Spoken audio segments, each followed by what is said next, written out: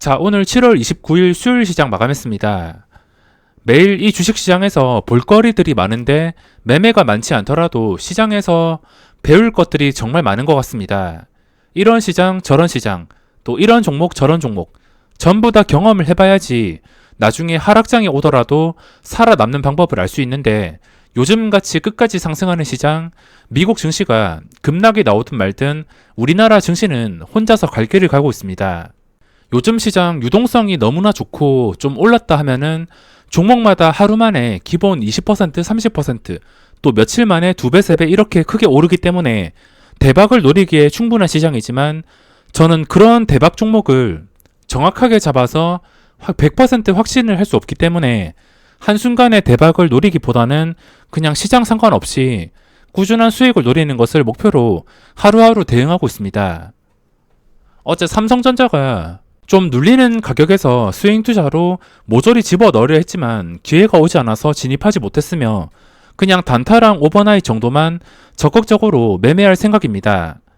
자, 그러면 오늘 어떤 종목이 있었는지 바로 살펴보겠습니다. 우선 증시 상황인데 미국 증시랑 엇갈리고 있습니다. 전 고점을 뚫어서 코스피도 고점을 유지해주고 있는데 코스닥도 마찬가지입니다. 지수가 쉽게 내려오지 않고 있으며 고점에서 저번처럼 좀 의심스러운 음봉도 뜨지 않고 있습니다. 의심스러운 음봉도 뜨지 않기 때문에 지금까지는 별다른 제 의견은 없지만 미국 증시를 봤을 때 좀 힘을 잃었습니다. 고점에서 그동안 잘 나가다가 최근에 힘을 잃은 것을 확인할 수 있는데 여기서 어제처럼 또 반등이 나와준다면 다행이겠지만 반등이 나오지 않고서 윗골이 달린 망치형 음봉이 뜨거나 그냥 바로 음봉으로 다시 떠버린다면은 그때부터는 당연히 경계를 해야 될 수밖에 없습니다.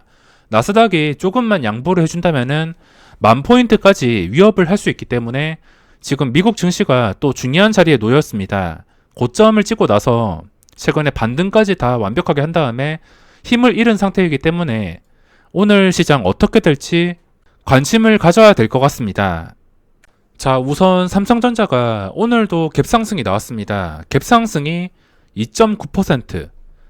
이렇게 외국인의 매집이 이루어지면은 외국인들이 이 삼성전자는 갭상승으로 그냥 밀어버립니다. 이게 장중에 움직이기가 좀 힘든 종목이라서 장중에 움직이기보다는 이미 갭상승을 띄워가지고 앞으로도 시세가 나올 가능성이 커졌습니다. 물론 외국인이 지속적인 매수가 된다는 조건 하에 이 삼성전자는 역사적 신고가를 돌파할 가능성이 점점 높아지고 있습니다. 저는 어제 전 고점, 최근에 가까운 고점 근처에서 매수를 하려다가 실패해서 지금 닭 쫓던 개처럼 그냥 멍하니 지켜보고 있습니다. 원하는 매수가에서 벗어나서 추격 매수를 하지 않겠지만 지금 올라온 고점을 또 오랜 시간 동안 유지를 해준다면은 그때부터 기준가가 달라지면서 또다시 상승이 나올 수 있기 때문에 삼성전자가 지금 역사적 신고가를 뚫어줄지 굉장히 관심이 큽니다. 외국인의 수급이 집중이 되고 있으며 오늘 캔들이 음봉이 나오긴 했지만 외국인의 수급이 지속이 된다면 역사적 신고가를 뚫어서 또 어디까지 올라갈지 알 수가 없습니다. 신고가를 뚫어준다면은 이 삼성전자가 다른 중소형주들처럼 수십 퍼센트 상승이 나오긴 힘들겠지만 그래도 외국인들이 갭상승 오늘처럼 2, 3% 정도 이렇게 계속 밀어붙이면서 수급이 유지가 된다면 뚫어준 다음에 어디까지 오를지 알 수가 없습니다. 지금 중요한 것은 현재 올랐던 자리를 유지해 주는 거. 여기서 하루 만에 또 2, 3% 하락하면서 이 올라왔던 자리를 지켜주지 못한다면 또 그때 의미가 달라질 수가 있습니다. 삼성전자가 상승이 나왔는데 현재 기관의 수급도 반도체 종목 쪽으로 집중이 되고 있습니다. 이거는 몇 주 전부터 거의 장기적으로 기관 쪽에서 다른 종목은 매도가 나온다 하더라도 이 반도체 종목들 집중적으로 매수가 이루어지고 있으며 최근에 원익 IPS 이것도 역사적 신고가 근처까지 다가섰습니다. 44,000원. 지금 추세라면 신고가가 나오는 반도체 종목들이 많이 나올 것 같은데 지금 고점을 뚫어주는 종목들이 상당히 많습니다. 그동안 약했던 에로티베큐움도 평소에 볼 수 없었던 엄청난 거래량으로 오늘 상승이 나왔습니다. 고점까지 전부 다 뚫어준 상태로 오늘 상승을 기관이 주도했습니다. 그렇게 크게 물량을 넣지 않았음에도 지금 거래량과 추세가 예쁘기 때문에 반도체 관련주들 수급이 굉장히 좋습니다. 그리고 오늘 기관의 매도가 좀 많이 나왔는데 보시면은 코스닥에서 쌍끌이 매도, 코스피에서도 쌍끌이 매도가 나왔습니다. 얘들은 항상 뭐 약속이라도 한 듯 같이 움직이는데 증시가 하락 추세에서 이런 수급이 나온다면은 그 뒤에도 하락이 나오면서 좀 위협적인 구간을 만들 텐데 뭐 지금은 상승 추세에서 주요 반도체 종목 쪽에서 수급이 지속됐기 때문에 오늘 기관의 수급은 크게 신경을 쓸 필요가 없을 것 같습니다. 코스피에서 셀트리온 헬스케어 그리고 신규 상장주인 M2i 이쪽에서 기관의 매도가 좀 많이 나왔습니다. 신규 상장주는 당연히 매도가 나와야 되며 셀트리온 헬스케어 그동안 정말 잘 나갔는데 최근 수급이 완전히 망가졌습니다. 외국인이나 기관이나 제대로 된 주체가 없습니다. 또 기본적으로 황금선을 깨고 나서 지켜주지 못했기 때문에 이런 식의 꾸준한 하락이 나오고 있습니다. ST팜, 서울바이오시스, 시젠 이런 주요 바이오 업종들 그동안 좀 잘 나가던 바이오 쪽에서 기관들의 대량 매도가 나왔습니다. 바이오 쪽에서 이렇게 수급이 안 좋아지다 보니까 그동안 잘 나가던 바이오주들 오늘 음봉이 좀 많이 나왔습니다. 버텨준 종목도 있지만 수급으로 인해서 무너진 종목도 볼 수가 있습니다.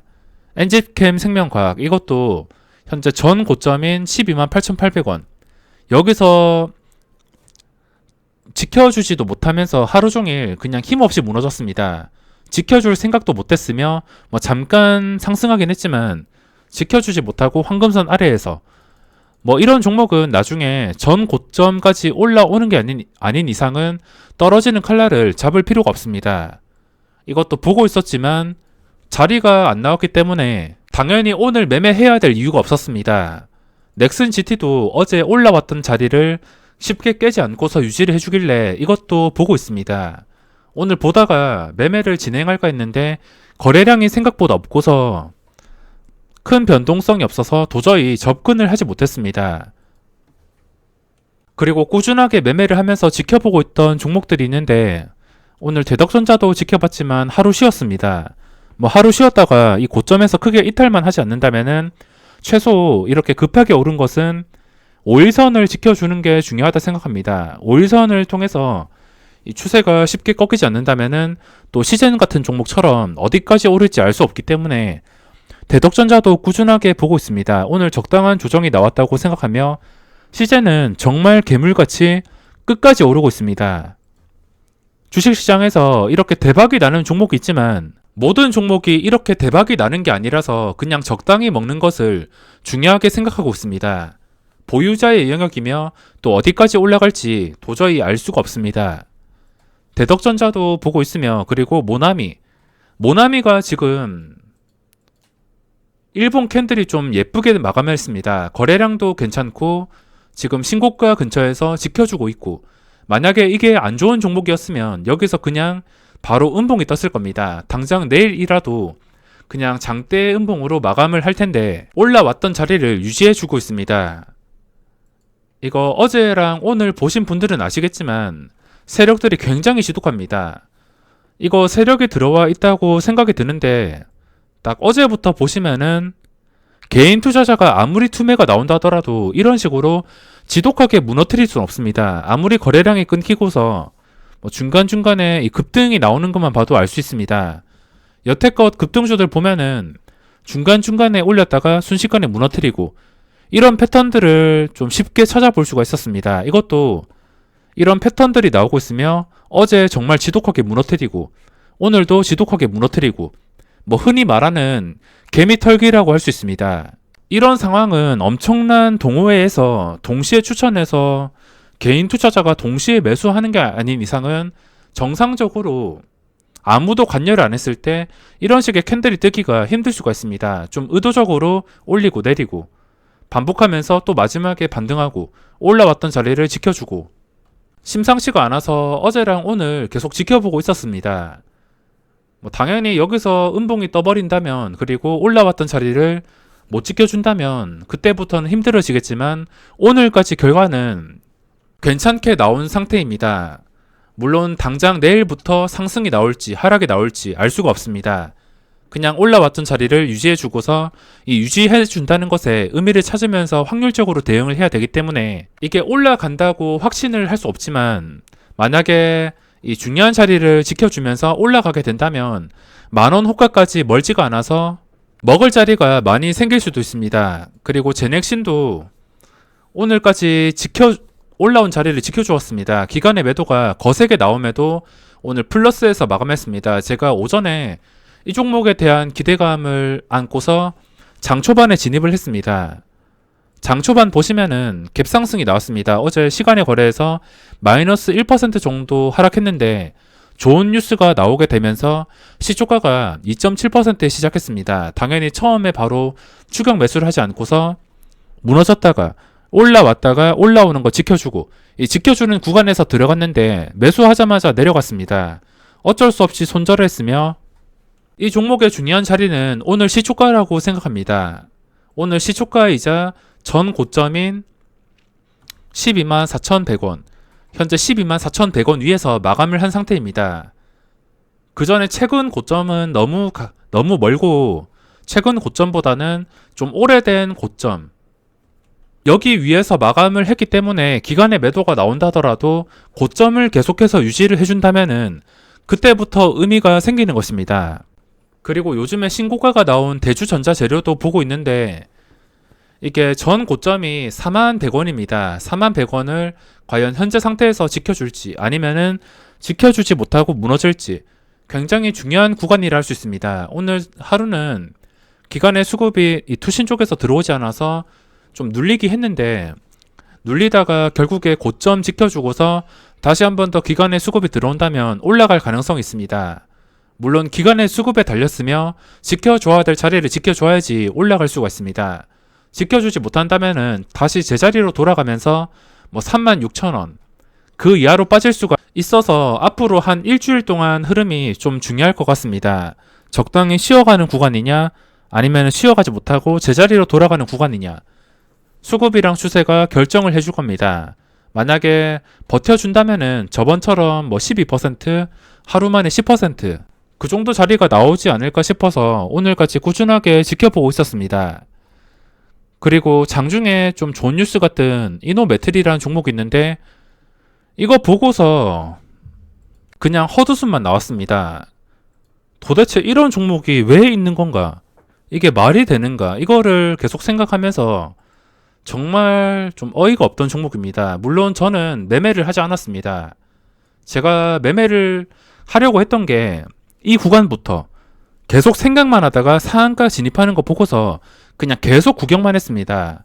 근데 상한가 잔량이 이 구간이 27만 주 정도 되었었는데 그 뒤부터는 상한가가 풀리더니 상한가 들어간다 하더라도 잔량이 얼마 되지 않았습니다. 제가 이 구간에서 좀 눈치를 챘는데 상한가가 24,300원, 이 24,300원 밑에 한 호가당 가득히 2,000주에서 4,000주 정도 그 정도 물량을 가득 채워놨습니다.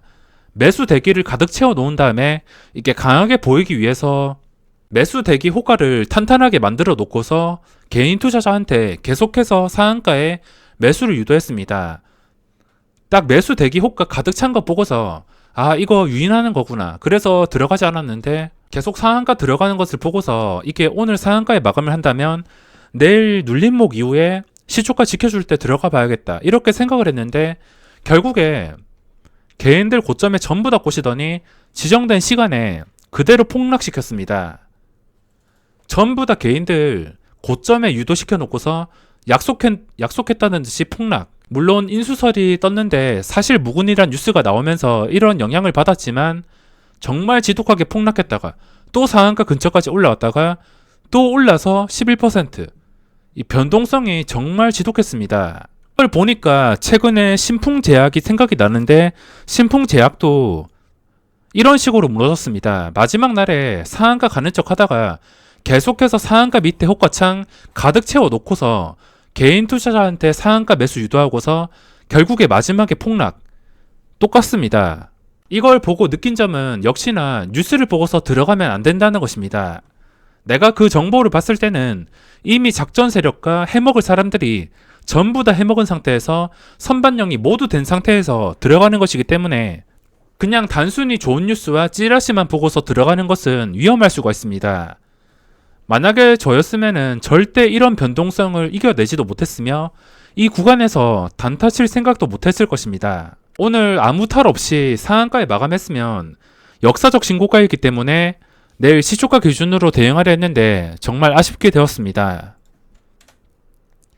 그리고 오늘까지 좀 집중적으로 보던 동아기업이란 종목이 있는데 이것도 5만원 호가를 지금 유지를 해줘서 마감했는데 만약에 5만원 밑에서 마감을 했다면 그 뒤에 판단이 힘들었을 텐데 현재 5만원을 지켜주면서 마감했습니다. 게다가 역사적 신고가 상태.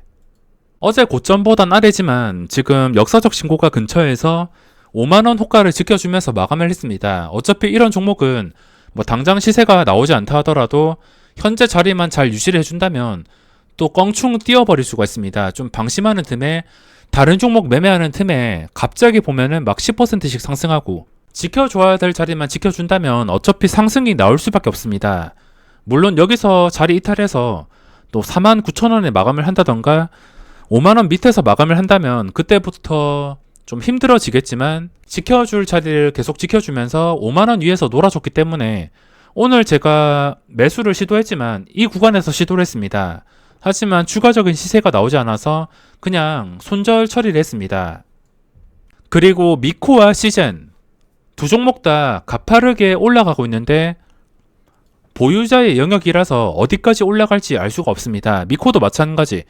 이거는 특이사항이 기간의 수급도 같이 들어오고 있기 때문에 추세와 수급이 둘 다 좋은 편입니다. 물론 신규 진입자 입장에서는 이 가격에 진입을 못하겠지만 보유자 입장에서는 편하게 자신의 그릇대로 분할 매도를 하면서 대응하기가 정말 수월한 종목입니다.